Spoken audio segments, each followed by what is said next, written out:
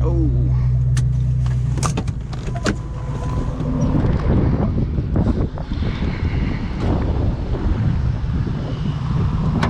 Has your 0304 Terminator Cobra cluster failed you? You've checked the fuse box, you've checked the relay box, but nothing seems to work. Stick around because I can't figure it out either. Good morning, afternoon, or evening. I go by the name of Solo. Welcome back to Solo Driven. Now you're gonna wanna stick around to the end of the video because I have an answer and a solution to your problem.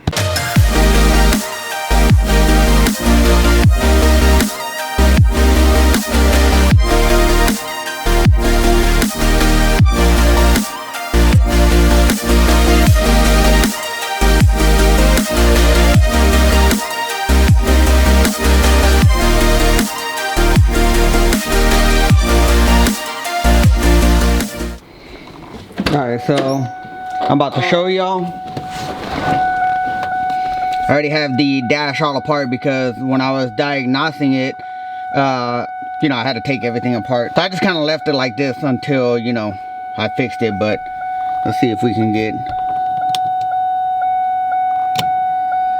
nothing. As you can see, it's not turning on. Nothing. So a couple weeks ago, my cluster lights went out. It was the time when I was doing the LED reflector video. My cluster stopped working. Well, you know what they say. It's not one thing, it's another. On my way home, I was driving and it just kind of started flickering from one side to the other until eventually it just went out completely. Me, I'm thinking, oh, you know, no big issue. It's just maybe a fuse or a light bulb.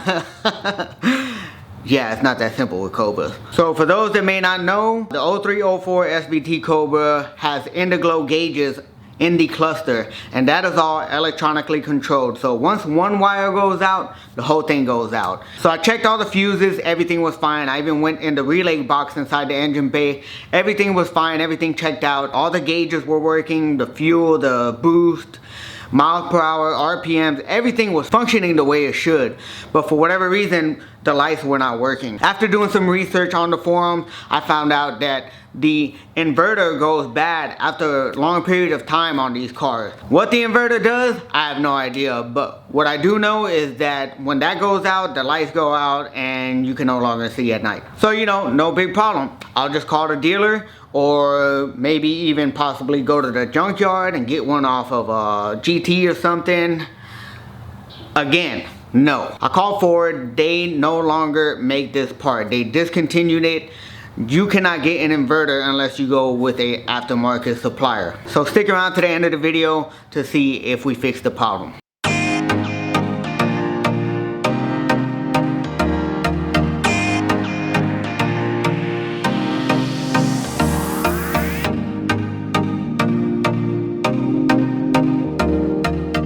And just like that, we got the old one off. So we have the old one and the new one, and all we're gonna do is remove all the screws right here along the front.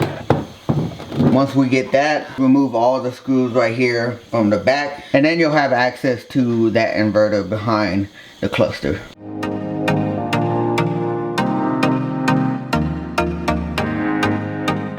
And to remove the motherboard, all you have to do is unclamp this wire and this wire. Now that we got that off, we can finally take this other back plate off, and bam, there is your inverter. Alright, so all we have to do is take these two screws off, this clamp, take the old inverter off, put the new one in, and we should be good to go. At least, that's what I'm hoping.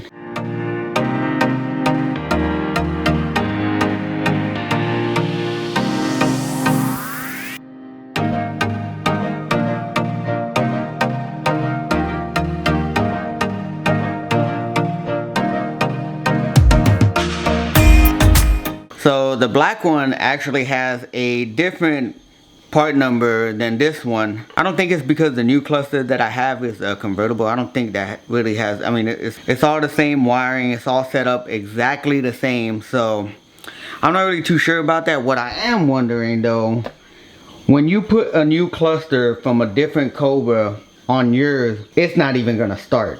And the reason is because it goes into like a theft mode. Since it doesn't recognize, or it does recognize that the components are from another car, at least the electronical components, it's not gonna have the same mileage, it's not gonna be programmed to the same keys. So I'm kind of wondering, I'm not gonna do it today, if you swap this little board here, maybe it'll work. Because from what I know, if you want to use a completely different cluster and you want it to read your mileage and work with your car, you have to take it to the Ford dealership in order to do that.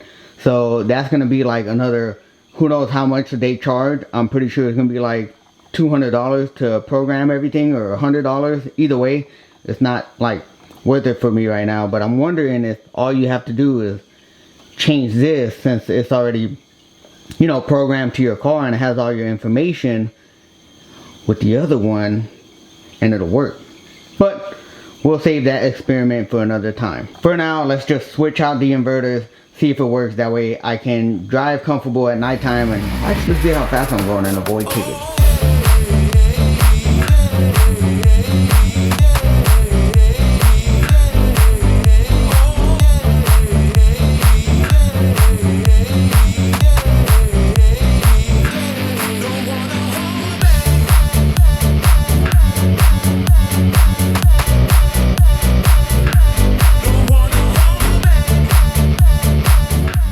Alright guys, moment of truth. Woo! We got lights again. Alright, so everything is functional once again. As you can see, like, that's on, that's off, on, off. Alright, so even though the route that I took was very expensive, there's a reason why I did that. So for those that own Cobra, there is a cheaper route. You can go to Speed Hut and buy an aftermarket inverter that's like very cheap. It's very convenient, $20, and you do have to do kind of like some rewiring, some custom wiring in order to get that to work. I didn't want to go that route. Number one, the main reason why I didn't want to do that is because that aftermarket inverter is not bright. Like, it is not OEM brightness whatsoever. It will be a lot dimmer than the OEM spec for whatever reason, I don't know. But I did not want that. I like my gauges to be nice and bright, and there was no other way of getting that OEM brightness unless you get the OEM inverter, in which they do not make anymore. So that is the reason why I went and got a new cluster. I found the cheapest one that I could find locally, and I just swapped the inverter out because I still wanted to retain that same brightness to the gauges, in which I now have, without sacrificing the brightness of it to save some money. So that's the route that I took, and everything seems to be working perfectly fine, back to normal. Sometimes you have to spend in order to retain some of these OEM stuff, and now that these Cobras are becoming a lot harder to find, they're starting to discontinue some of these I'm sorry, I'm distracted, a little bird came in my garage. Now that they're starting to discontinue some of these parts, you can no longer buy them from Ford. Given that these Cobras were already a limited production car, they're becoming a lot more harder to find. And when they become a lot more harder to find, the prices increase. So I was lucky and fortunate enough to get one locally. I bought it for $200, and that is the reason why I say that little part cost me $200. But no regrets.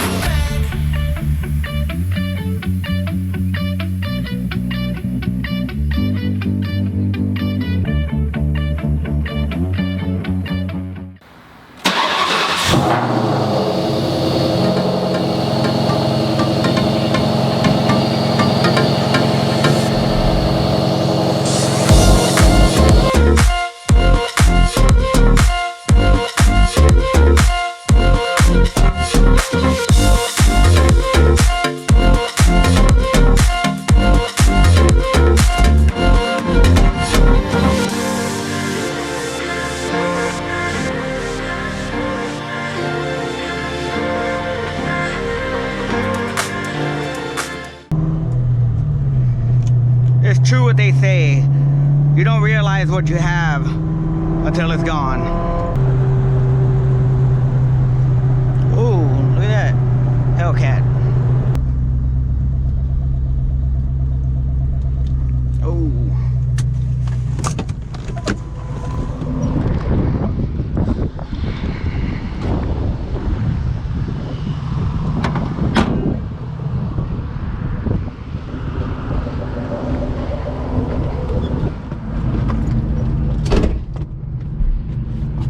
Safety first, guys.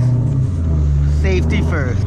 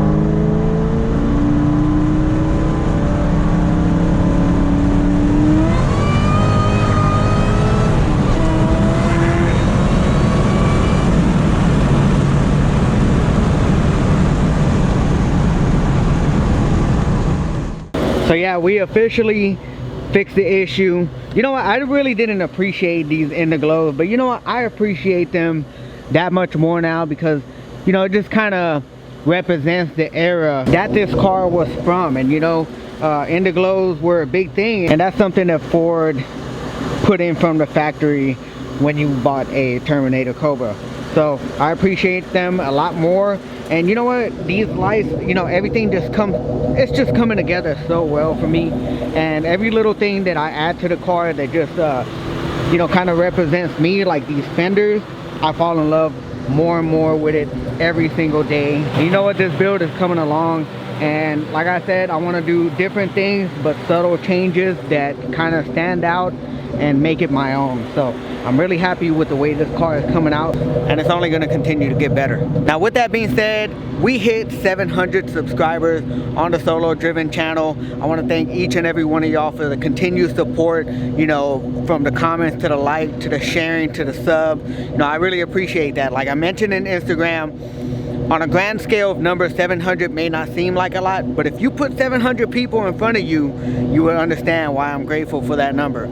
With all that being said, I hope you guys enjoyed today's video. I hope you learned something, grabbed something from it. If you did, make sure to subscribe, smash that like button, and I'll see you on the next one.